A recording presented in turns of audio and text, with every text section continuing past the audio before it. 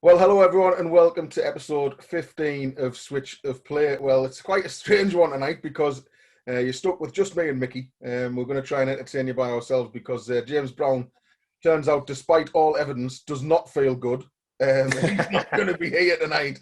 We do hope we'll get James on down the line, but at the minute, Mickey, we're going solo. Yeah, that's fine. I did hear that Brownie's actually got injured on the way to setting up his too easy. That's cruel, Mickey. Sorry, James. Yeah, but obviously something's come up. But so yeah, we're going to have a chat. We'll discuss a few questions that have been asked, and then hopefully go over some other things that might provide some interesting debate and hopefully a few laughs. Have you had a good week, Mickey? Yeah, good, thanks. Yeah, we've been pretty busy trying to get things ready for next week when the kids go back to school. So just organise everything that. We've bought a caravan, so that's parked up on the drive and we're fiddling about with that and trying to get used to that as well. So it's been quite a busy week, but a lot of fun. Well, I put a little tweet out when we realised that we were going to be without James tonight, and just asked whether anyone had any questions. So I'll maybe we'll start with that. Just let's dive into a few of these questions and see what people have got for us. So Richard Sligo is the first one that's popped up on here. He says, Mark, is there anyone you found difficult to interview because of their personality? Is that on Switch of Play or is that in general over the year? I think probably we've picked good ones, haven't we, for Switch of Play? Yeah, we have, yeah. It's a great question. The ones who get me are the ones, not necessarily who the personality's bad, but the ones where you can't guess when they're going to finish talking. So, like, you'll be asking them a question on camera, and then they'll just be like, "Oh, you finished, right? Okay." Can you give us any examples of? I'll tell you one of the worst ones I did was, you'll remember him, Mickey, a keeper called Aaron Lee Barrett. Yeah. But when Aaron signed, he didn't really have a lot of media experience, I don't think, to be fair to him. And I wanted to put him on the front page of the programme when he first signed. So, I took him, that little room at Maiden Castle we used to have, the old Maiden Castle, just where you went. Yeah. So I went in there and he was really nervous. He was like, it was only recorded like on my phone as well. It wasn't a video or anything. And I said, what, he's going, what are you going to ask me? What do I say?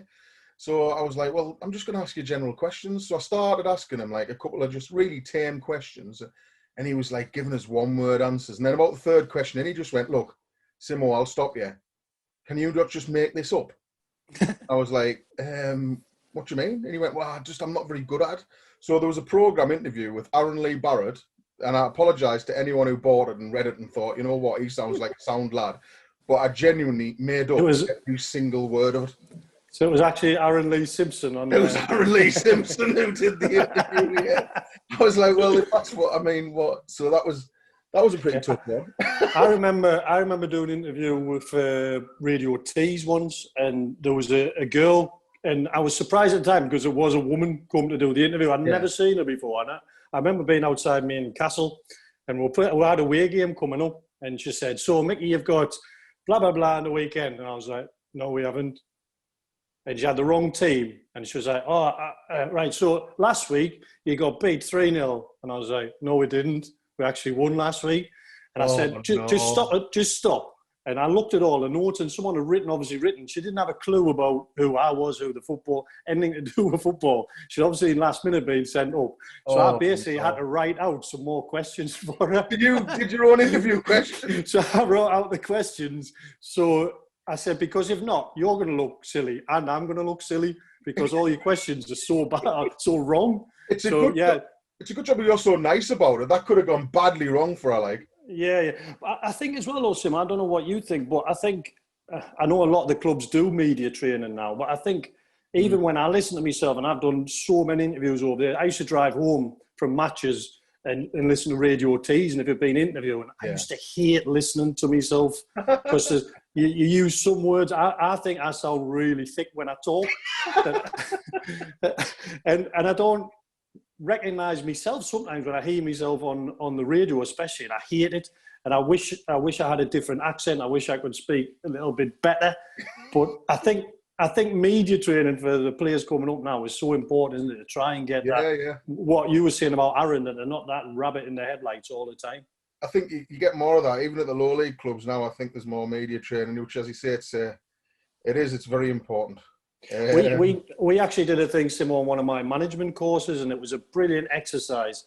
You were sat up front as the manager in a press conference, and all the other people on the course. So there was like Richie was on it, Dean Smith was on it, Damien Matthews from Charlton at the time. So there's quite a few good characters, but good lads. And you were given a scenario there and then to talk about. So I think I got something like, two of your YTS players have been out last night. One's drink driving. So you try and answer a question, and then you can see one of the other lads is going to hit you with a question that they've just thought of to try and put you off the set. And it was so lifelike of what would happen in that scenario. And you're trying to think, am I going to trip myself up here while I answer the question? Do you know what I mean? I mean, there must have been so many times when you've interviewed managers, and I'm thinking of a couple more than others, where you've had to stop and sort of go, we can't say that, or we're going to have to move on and do it again. I think so, yeah. I think there's possibly, yeah. I mean, most managers have been all right, but there's been a few times when players and perhaps haven't been the best at it, and we've got to stop. I tell you, we used to do some media training with I used to do some media training with the youth team. Yeah. And do exactly the same as that. We just got them in a room, did some scenarios and pretended some were radio interviews, some were television interviews. One of my favourite things to do, and no one ever pulls you up on it, and they should, because the interviewee is the most important person. Do you know what I mean? You've got to be comfortable. Yeah. So what I used to do is I'd say, right, there's a radio interview being done, and would set the scenario, and then whoever it was came out the front, and I would sit and talk to them like that close to their face. Right? Because some journalists, I mean, Ivan Ash at BBC used to get, you'll remember, he gets really close to your face.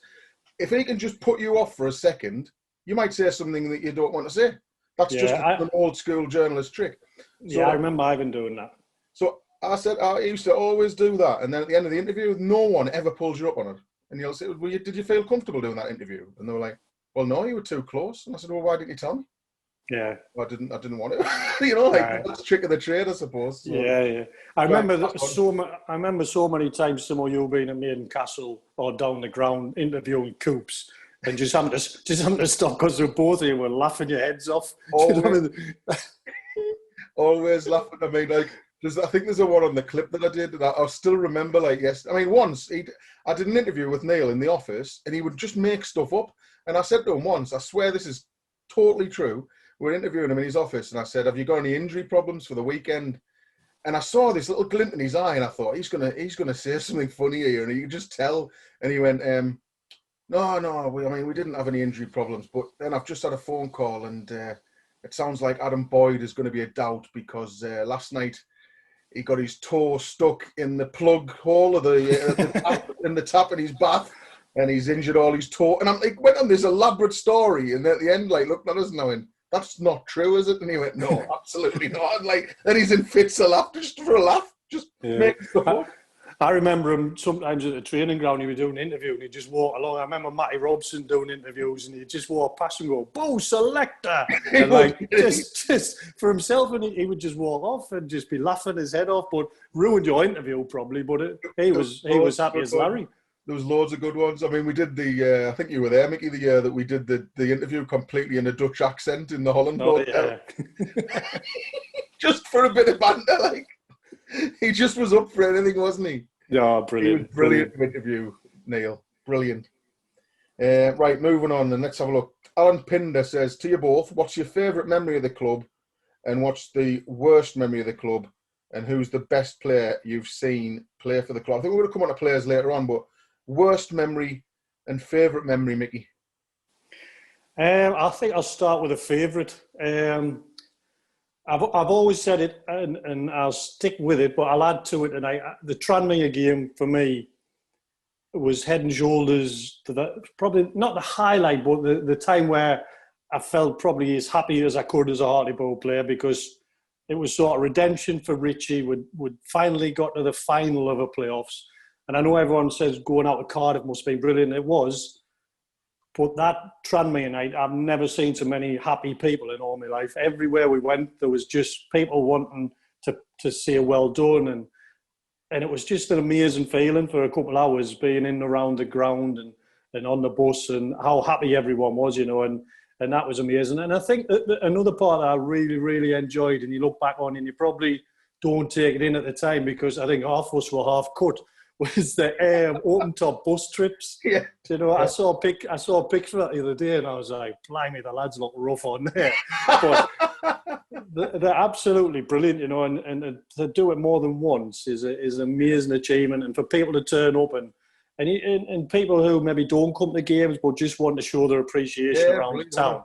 It was absolutely amazing, and I looked at the picture the other day, and you've got Brackers on there, Tinks on there, Richie's on there, Joel, Dimmy, and you just think, what a time, you know. I mean, what fun we're having, and what an amazing time.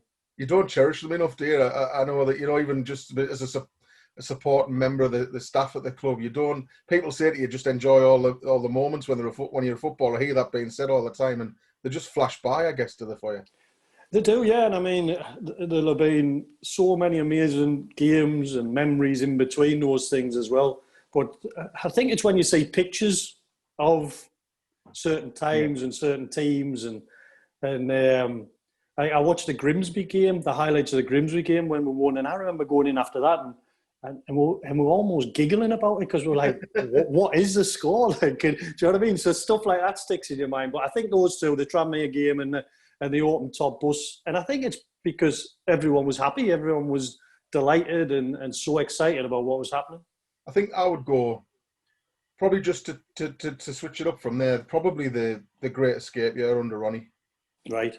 Just that moment, because there was like we'd won the game against Exeter at the Vic, and it was unlikely that we were going to stay up. I'd actually already started making calls to people I knew in the media departments in the National League, right, find out what life was going to be like in the National League, and I just didn't expect it us to stay up. And then the Exeter game we won, but then we had these like 3 or 4 minutes which felt like 4 or 5 hours while we had to wait for the other results. And I'll never get tired of listening to the commentary, because Becky is sat next to us in tears basically, and she just I get shivers thinking about it. She just goes, "It's over." And like, honestly, I'm filling up now. Honestly, that's how much it gets me. I'll pass you a tissue. Honestly, mate, it gets me because it was more important than that. It was important because it was people's livelihoods. Do you know what I mean? Like, the club, maybe you didn't know what was going to happen next week if we got relegated. And that moment was just something else. Yeah. Like, brilliant. I remember at the time speaking to the lads that I played with, and you understand how big a thing it is, but we were like, they're celebrating staying up. Yeah, terrible. And from afar, you're thinking it's not a great deal to celebrate, but when you're in that moment, and as you said, people's livelihoods and just how well they'd done to try and get in that position was amazing, wasn't it? And I think I can totally understand sort of how emotional that must have been, and how happy for days and possibly weeks after that everyone was. It was brilliant. What about worst, Micky? What's the low points? To be honest, I would say the worst points I had was when I was actually coaching. Right. And I remember going out to set warm-ups up at the Vic and people having a go at you, and you just, I don't know, I got to the point where I didn't really want to go out onto the pitch to do it, because I was thinking, I'm just going to get stick. Do you know what I mean? And I was fortunate enough during my time as a player that, people give us stick, but I didn't receive a lot of abuse, if you know what I mean. It wasn't like a week after week after week thing. So it was just one of the first times where it was almost like constant criticism from people. And I found that really, really difficult. And I know people say you've got to have a tough skin and that, and I might not. But I did find that difficult. And to be honest, and I know certain people will say that I'm only saying this because of what's happened. I found that when I came to see you 6 months ago, whenever it was, down at the Vic, and there wasn't anyone else there apart from you, I found that really soul destroying. I found it really difficult to see how far the club had sort of gone backwards, and how lifeless it was. It was like a ghost town. And I remember coming away just thinking, like, where's the club going? You know, like, what's happened to the club that I knew? And I know it's a long time since I've been there, but I thought that was a really tough day for me, and I'm not involved in it anymore. But it was just a realisation of sort of where the club is at the moment. I think if we're talking low points for me, probably the Blythe game. Blythe, I always tell people the worst games I saw were Blythe when we got knocked out in the cup, and then we got knocked out of the FA Trophy in our first season in the National League at Workington away, and that was fairly grim. Those two probably lowest points, I would suggest. And away from football, obviously the most horrendous point was obviously Michael Maiden's when he passed away. That was just something else. I mean, you can't put into words what that did to the football club and family and friends. Yeah, a friend of mine that I work with, Chrissy Martin, a guy who runs Chelsea Street Cricket Club, his daughter's just died. He was good friends with Chrissy, who I work with, and it brings you back into that time, doesn't it? I remember receiving a phone call off Richie, and I was in the park in Durham. I hadn't travelled with a team, and it was just an absolute one of those moments where you just time goes. You know what I mean? You can't understand what's being said to you, and I think speaking of tough times, I remember the funeral was really, really difficult, and then seeing Michael's mum and dad at games after that, I found really difficult because I always felt like I needed to go and speak to them. And I think, but out of that comes sort of hope as well. I remember the bench we had at the training ground where we used to sit with Michael's name on. And it's sort of, if you were pissed off or if you were angry at not being in the team, and there was a place you could go and sort of have a reality check that... Yeah. It's a game of football and things could be a lot worse. So, yeah, I agree with that. It was a tough time, but and a really emotional time for everyone at the club as well. Paul Larter said, Micky, Mark told me he was only going to Barrow because he was sick of you and knows no one to be asked. Are you asked driving to Barrow? Are you going to visit him or will you make a new friend instead? I can't make another friend like Simo. No chance. If it makes him happy, who was it that asked the question? That was Paul Larter. Paul, if it makes you happy, I will follow him wherever he goes and make his life miserable. What other ones? Well, to be honest, Simo, I've got a caravan now. I can go wherever I want. Oh yeah, do you know what I mean? So wherever you're playing, I can just hook up and the caravan will be in tow. It's a road show now. Yeah, the Barrow Road Show. Here's what I know you like answering, actually, Micky. What was it like for Micky working with Yogi? And did you feel your love for the club weakened when you got the sack? I personally think you should be in the club. You should be at the club in some capacity. That's from Michael Bratt. Yogi for me was absolutely amazing. What a guy! What a character!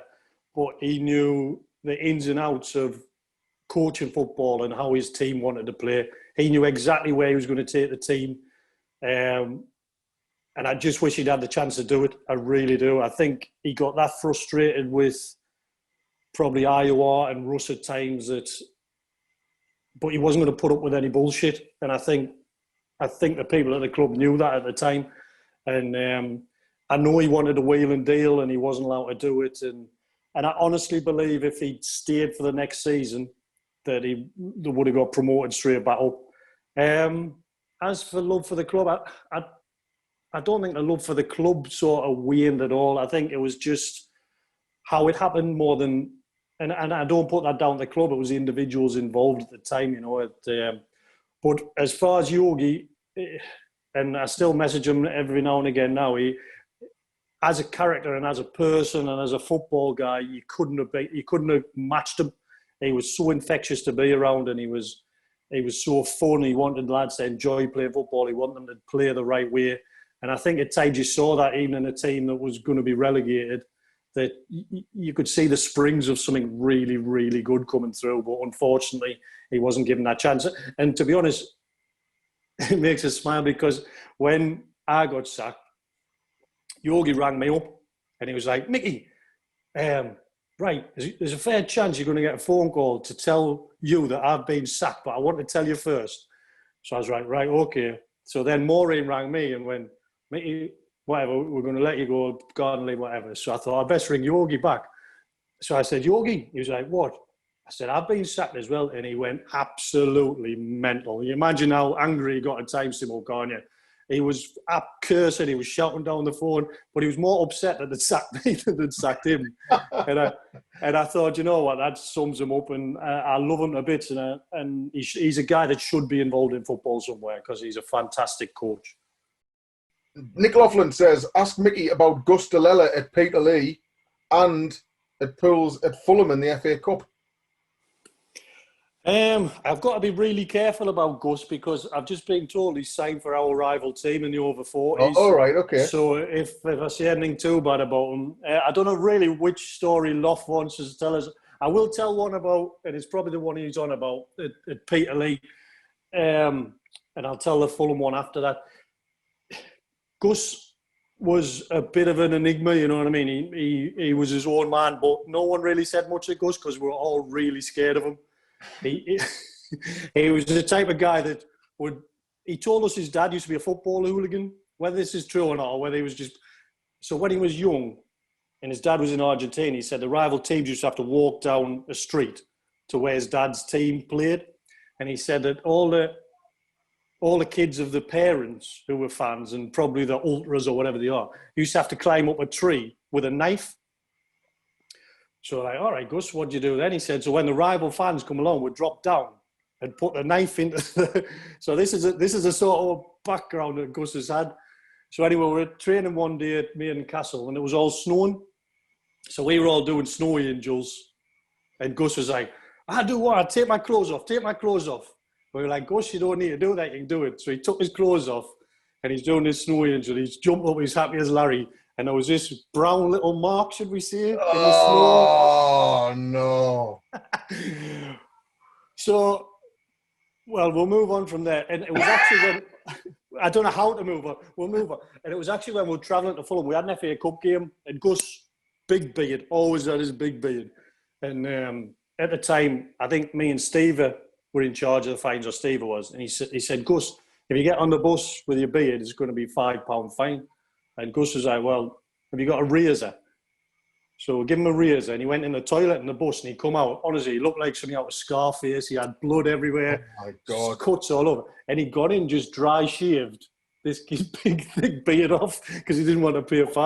God. So anyway, when we got to Fulham, and I think this is what Loft's probably talking about. We're playing the game, we're actually doing all right. And Fulham were like on the up then, we're starting to get a few players. And they had a lad, Simon Morgan, and he was the captain. And something happened in midfield anyway, and he stood on Gus. So Gus has gone down. I think Gus has cut his head or his ear or something.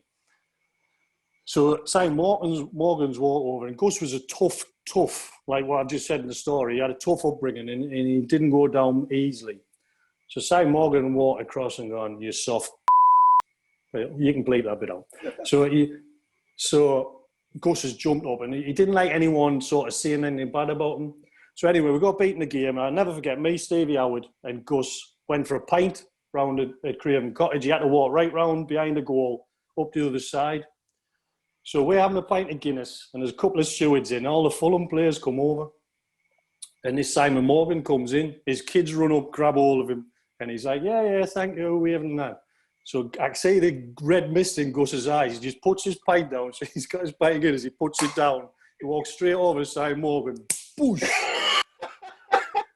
He stands over him and goes, who's a soft now? So you can imagine there was about 20 stewards frog marching 3 of these Hartlepool players out, round back onto the bus. But that was Gus, you know what I mean? If he thought you were having a go at his honour type of thing, he wasn't gonna take any. I mean, I could fill a whole hour's worth of Gus stories, but Gus stories. Yeah. Brilliant lad though, absolutely fantastic. Another one. Let's have a look. Where are we? Someone I did see asked about Adam Boyd. Yeah, one for me. How good was Adam Boyd, and how far could he have gone without injuries? That's from Cameron Hornsey. I think as he was getting into the team and as he was scoring all the goals, I think he was a really good footballer, Boydie. pace-wise, that might have been the only thing that let him down at times. Yeah. That he might not have been able to go and play higher because of his pace. But as a finisher, he was probably in the top 3 or 5 that I've played with. But it's just a skill. Things he could a bit like James Brown, who we're going to have on tonight. He could manipulate the ball and move the ball, and defenders couldn't get near him. But the thing about he didn't look anything. He didn't look strong. He didn't look quick, which he probably wasn't. But the ball at his feet was absolutely magical. And I think he probably could have played higher, but I don't think he could have got to probably the top level because of that lack of pace, if you like. But I think at that time in that league, it was him and Joel were as good a combination as you could have had. Do you know what I mean? Between them, they had everything, and unfortunate injuries and stuff off the pitch probably didn't help Boydie. Thoughts on Dave Challoner in the season ahead? Do you know Dave? Have you ever? I don't. I've never met him, to be honest, Mark. I don't really know him. I don't really follow the National League that much either. You know, I don't. Apart from looking out for the scores for Hartlepool, so you might be a better person to answer that than me. Yeah, I mean, I'm still, like you probably are, I'm still a fairly regular contact with Swains, and he's quite upbeat about the players they've brought in. I think, they've obviously had to cut the cloth like everybody in the National League has done, but I know they're quite excited about the lad Crawford they've just brought in from Notts County, and I hope they do well. I hope they can get off to a good start, because that's what we've struggled in recent years to get off to a good start, haven't we? So yeah, I think the one thing with Dave is that he knows that league, doesn't he? He knows he's bringing players in that he's either seen in that league or he's worked with before in that league. Often worked with them before, yeah. And I think he obviously trusts those players to perform in that league as well, and those players will know how hard it is to play in that league week in and week out. So I think we all wish them all the best, even though there are a couple of people out there, Simo, who believe we don't wish them all the best. But that's not the case at all. We would like to see them back in the league and back playing in front of big crowds like they used to.